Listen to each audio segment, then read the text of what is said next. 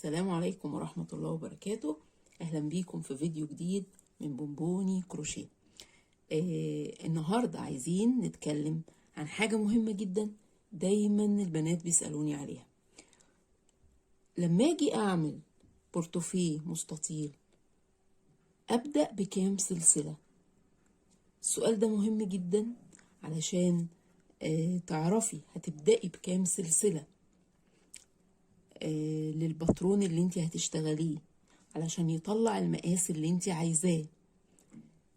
في كذا خطوة لازم تعمليها علشان تقدري توصلي للعدد الصح. انا بشتغل البورتوفيه وبعمل تزايد على اليمين وتزايد على الشمال. طب اعرف منين عدد غرز سلسلة البداية؟ هي دي المشكلة اللي بتقابل ناس كتير قوي لما يجوا يشتغلوا البورتوفيه المستطيل. أبدأ بكم سلسلة علشان أظبطها على عدد الباترون وفي نفس الوقت أظبطها على المقاس اللي أنا عايزاه. تعالي أقولك النهاردة إزاي تقدري تظبطي عدد سلاسل البداية لأي رسمة أنت عايزة تشتغليها بالمقاس اللي أنت عايزاه.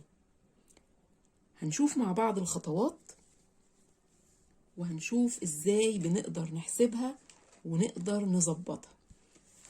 نجيب ورقة وقلم. هنشوف مثلا باترون زي ده.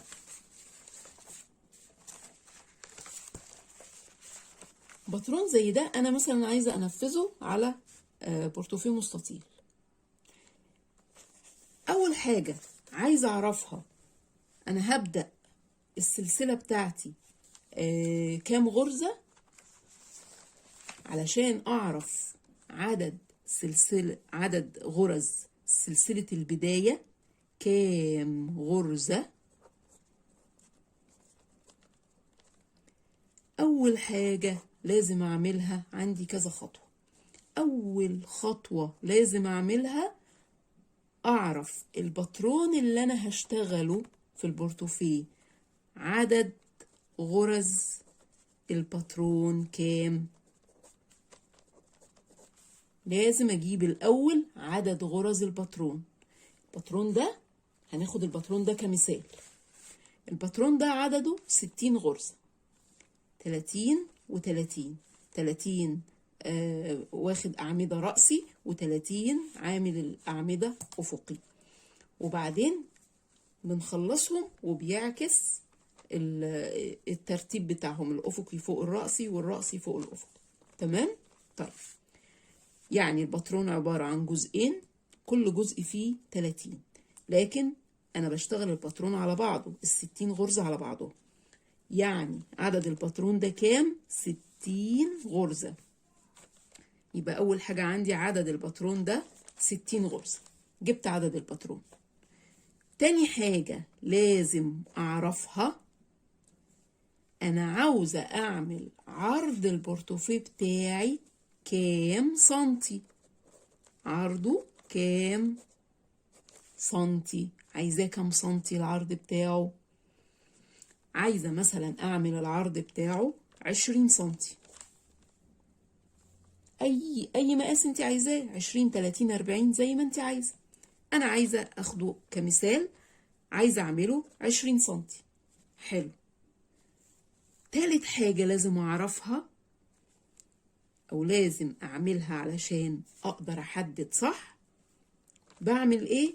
بشتغل سلسلة بطول كام؟ 20 سنتي. بقلل عنهم شوية علشان لسه هعمل سطر التزايد معايا. يعني ممكن اشتغل السلسلة بطول 19 سنتي،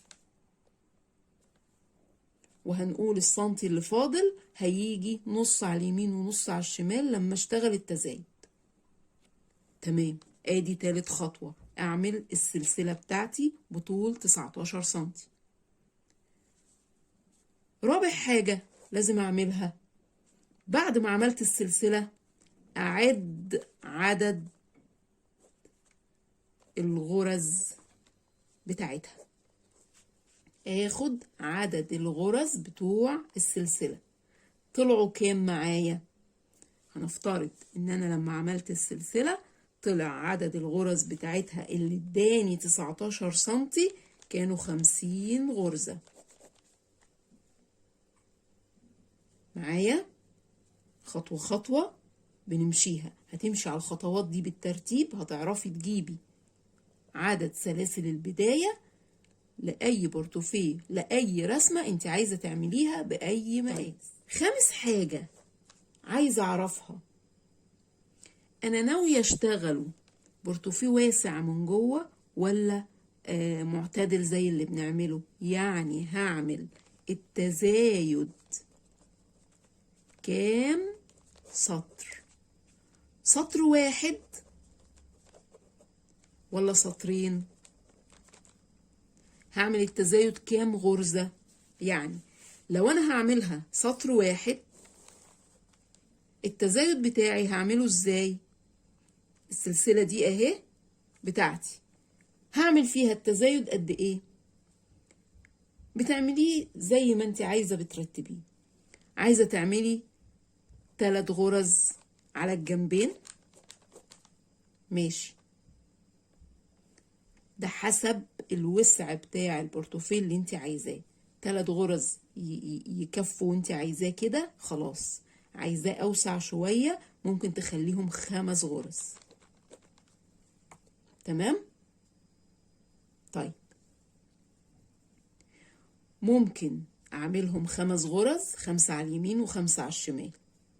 ممكن ده لو هعمله سطر واحد 3 غرز او 5 غرز زي ما انت عايزه، بس زي ما تعملي على اليمين هتعملي على الشمال، فعشان اعمل هنا 3 وهنا 5. طيب لو انا هعمله على سطرين عشان يبقى اوسع شويه، انا ممكن اعمل على السلسله بتاعتي 3 غرز على اليمين و3 على الشمال، وبعدين السطر التاني فوق كل غرزة من دول اعمل غرزتين، اللي هو نظام التزايد زي ما احنا عارفينه وبنعمله في الدايرة او في القاعدة الدائرية. كل غرزة بتطلع بغرزتين. تمام كده؟ كل غرزة في السطر التاني بتطلع بغرزتين. يبقى انا عملت في الاول 3 غرز، السطر التاني ال3 بتوعي هما بس زودت عليهم 3 كمان. يبقى انا هنا عملت كام غرزة تزايد في السطرين مع بعض؟ عاملة 6 غرز.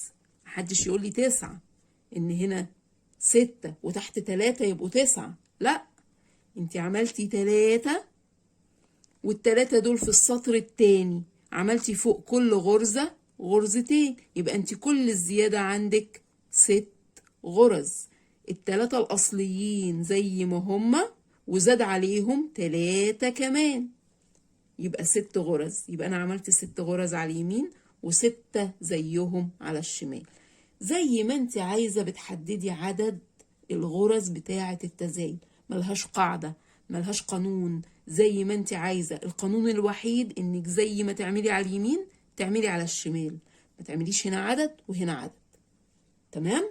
طيب نرجع للمثال بتاعنا نطبق ده بقى عليه. انا دلوقتي عرفت كل التفاصيل اللي انا هعملها. طب انا هعمل البورتوفيه بتاعي بسطر واحد تزايد، مثلا هنختار سطر وهعمل فيه التزايد على الجنبين.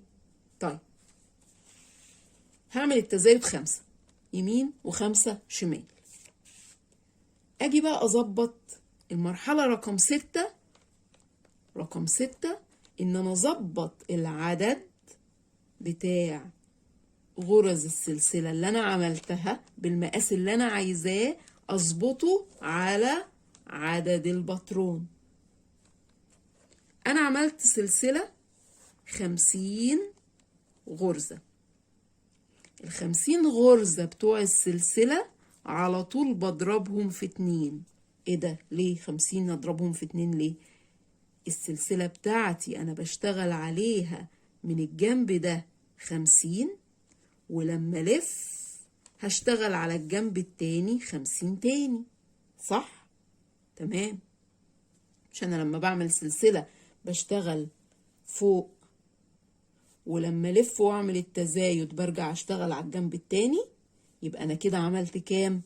ضربت عدد السلسلة في 2. 50 غرزة انا في الحقيقة لما اشتغلهم هيبقوا 100. بعيدا عن التزايد انا لسه ما اتكلمتش فيه.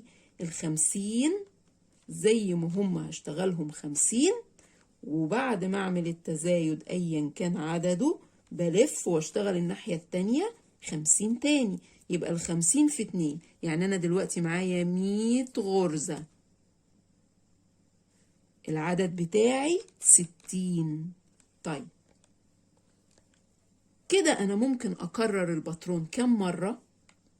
ال60 العدد بتاعه هكرره مرة؟ لا، ده انا عندي 100 غرزة، يعني معايا لسه غرز تاني، يبقى اكرره مرتين. 60 في 2 ب120، يعني في فرق 20 غرزة، ممكن يبقى انا اكرره مرتين. باخد الاقرب. لو كررته 3 مرات هعوز 180 غرزة. بس انا لو زودت اكتر من كده المقاس بتاعي هيزيد، فهيغير لي النظام اللي انا عايزاه.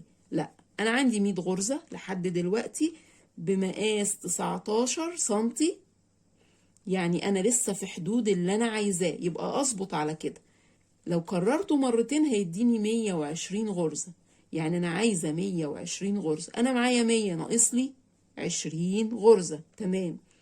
لو عملت التزايد في الجنبين، 5 غرز على الجنب اليمين و5 غرز على الجنب الشمال، كده بقى معايا كمان 10 غرز زائد 10 غرز بتوع التزايد.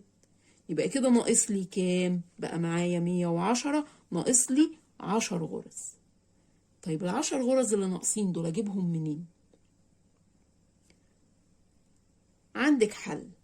ال10 غرز اللي فاضلين لو هزودهم في السلسلة هيبقوا بكام غرزة؟ مش هزود 10. احنا اتفقنا ان غرزة السلسلة في العدد بغرزتين. ليه؟ انا بشتغلها مرة فوق ومرة تحت. الغرزة الواحدة بحسبها في العدد ب2، عشان هشتغل مرة قدام ومرة ورا. يعني ال10 غرز دول معناها 5 غرز في السلسلة، يعني ممكن ازود السلسلة بتاعتي 5 غرز كمان.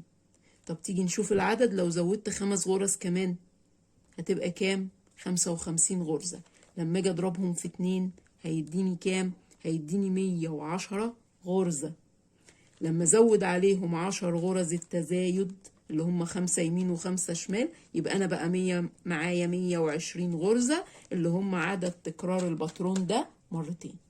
يبقى انا كده ظبطت العدد بتاعي. يبقى هبدأ بكام غرزة؟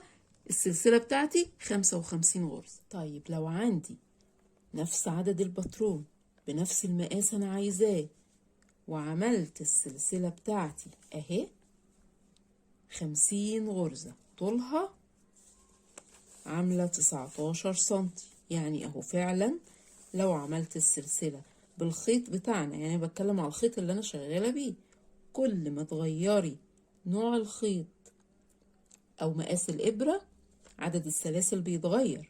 عشان كده بعلمك ازاي تحسبيها مع نفسك، وما تسأليش حد عدد السلاسل كام، ابتدي بكام سلسلة. الخيط اللي انت بتستخدميه ومقاس ابرتك لو اتغير عن اللي هو او اللي هي عاملة بيه البورتوفيه بتاعها، كمان عدد غرزك لازم يتغير. لو بدأتي بالعدد اللي غيرك بدأ بيه ممكن يطلع معاكي مقاس مختلف تماما، لمجرد انك بتشتغلي بنوع خيط ومقاس إبرة غير اللي اتعمل بيه التاني. فعشان كده بعلمك ازاي تحسبيها لوحدك. ادي 19 سنتي لعدد غرز 50 غرزة. هعملها بس بسطرين تزايد، محتاجاه واسع شوية. سطرين تزايد ممكن اعمل اول سطر فيه 3 غرز يمين وشمال، والسطر اللي بعده كل غرزة اطلع منها بغرزتين برضو يمين وشمال. يبقى أنا عندي عدد الغرز النهائي للتزايد على اليمين وعلى الشمال. عدد الغرز النهائي هنا كام؟ 6 غرز. هنا نفس الحكاية 6 غرز. ممكن اغيرهم؟ ممكن حسب ما انت عايزة تعملي هنا 4 غرز وتطلعي فوق كل غرزة بغرزتين ويبقوا 8، مفيش مشكلة. تمام. طيب انا هعملهم 3 ويطلعوا 2 2 2 يبقوا 6 و6 على نفس العدد بتاعنا 50 غرزة في 2 زي ما قلنا هيبقى معايا 100 غرزة، زائد غرز التزايد كام؟ 6 يمين و6 شمال، يبقى معايا 12 غرزة. يبقى أنا معايا 112. أنا المفروض عشان أكرره مرتين عايزة كام؟ 120. يبقى أنا باقي عندي 8 غرز لسه عايزاهم علشان أكمل تكرار الباترون مرتين. لسه عايزة 8 غرز كمان عشان الباترون يظبط معايا. 8 غرز ممكن ازودهم في سلسلة البداية لو انا ممكن اطول السلسلة، يعني اخلي البورتوفيه عريض شوية، ممكن ازودهم في سلسلة البداية. ال8 غرز دول يزيدوا في سلسلة البداية بكم غرزة؟ برافو، 4 غرز. 4 غرز بس علشان هشتغل عليهم فوق وتحت، كل غرزة هشتغل عليها مرتين، يبقى 4 غرز بس يحلوا المشكلة. 54 في 2 هيبقى معايا كام؟ هيبقى معايا 108. صح كده؟ 108 غرزة زائد 12 غرزة، يبقى أنا معايا كام؟ يبقى أنا معايا 120 غرزة اللي هم تكرار الباترون مرتين. طب أنا مش عايزة أطول السلسلة، مش عايزة أخلي البورتوفيه أعرض من كده، ممكن أوسعه شوية. ممكن أوسعه إزاي؟ أزود عدد غرز التزايد، بدل ما هم 3 أخليهم 4. ماشي؟ ال4 دول هيطلعوا بكم غرزة تزايد؟ 8 يمين و8 شمال. يعني هيعملوا معايا كم غرزة تزايد؟ هيبقوا 16 غرزة تزايد زائد 100 الأصليين، يبقى أنا معايا 116. متبقي كام على 120؟ متبقي 4 غرز بس أزودهم في سلسلة البداية بغرزتين، يبقى أنا البداية بتاعتي 52 غرزة. 52 غرزة لو بدأت بيهم وعملت سطرين تزايد، سطر فيه 4 وسطر تاني فيه 4، يبقوا 8 يمين و8 شمال. يبقى أنا هكرر الباترون اللي عدده 60 غرزة، هكرره مرتين. عرفتي بنعملها ازاي وهي بنبتديها منين عشان نقدر نوصل في النهاية لعدد غرز سلسلة البداية؟ ناخد مثال سريع للباترون اللي انا اشتغلته في الكلاوتش الابيض في كحلي اللي كان في الفيديو اللي فات، اللي انا شرحت فيه بداية الكلاوتش ازاي. الباترون ده كان عدده 30 غرزة. 30 غرزة ده عدد الباترون، وانا كنت عايزة عدد مساحته او عرض البورتوفيه 30 سنتي. لما عملت سلسلة البداية طولها 30 سنتي، طلعت معايا كام غرزة؟ طلعت معايا 68 غرزة. تمام؟ حلو.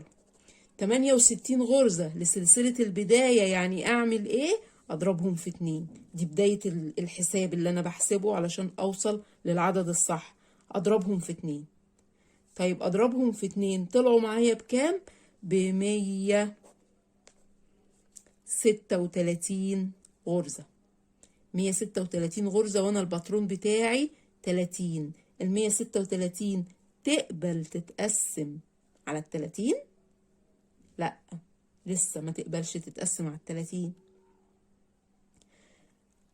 الباترون ده لو أنا هكرره 4 مرات يعني أنا عايزة 120 غرزة، صح؟ لو أنا هكرره 5 مرات يبقى أنا عايزة 150 غرزة.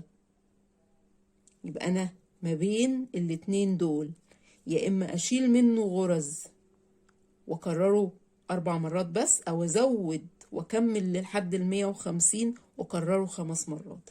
أنا هكرره 5 مرات وأظبط العدد بتاعي على كده. أظبطه إزاي؟ أنا هعمل التزايد بتاعي سطر واحد بس، 5 يمين و5 زيهم شمال. يبقى أنا عندي 10 غرز تزايد زائد 136 غرزة. يبقى أنا كده معايا إجمالي كام؟ 146 غرزة، صح؟ بقيلي كام على 150؟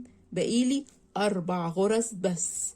4 غرز بس أقدر أزودهم في سلسلة البداية. 4 غرز في سلسلة البداية يبقوا بكام غرزة؟ بغرزتين. كل غرزة هشتغل عليها مرتين. يبقى بدل ما بداية السلسلة معايا كانت 68 غرزة، هزودها غرزتين كمان يبقوا 70 غرزة.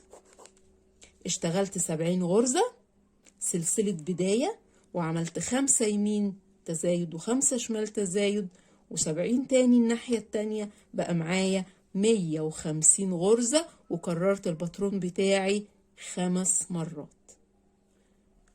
أتمنى يكون المعلومة دي وصلت، واضحة، سهلة، تقدري تنفذيها وتعتمدي عليها في أي بورتوفيه بتشتغليه. شكرا ليكم، وأتمنى ما تنسوش الاشتراك واللايك وتعليق يقول استفدتي ايه من الفيديو ومحتاجة ايه تاني تعرفيه علشان أعمل له فيديوهات جاية تاني. شكرا ليكم، واشوفكم في فيديو جديد مع بونبوني كروشيه.